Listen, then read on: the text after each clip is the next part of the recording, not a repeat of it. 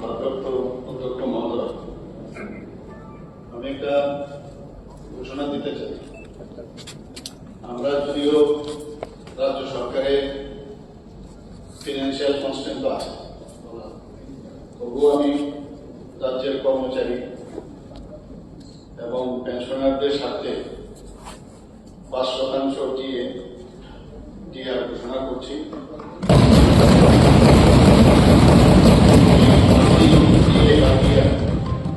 আগামী অর্থ বছরের 1 এপ্রিল 2026 থেকে কার্যকর হবে এবং এতে উপকৃত হবেন মোট 1,02,563 রেগুলার কর্মচারী এবং 81,019 পেনশনার এবং ফ্যামিলি পেনশন।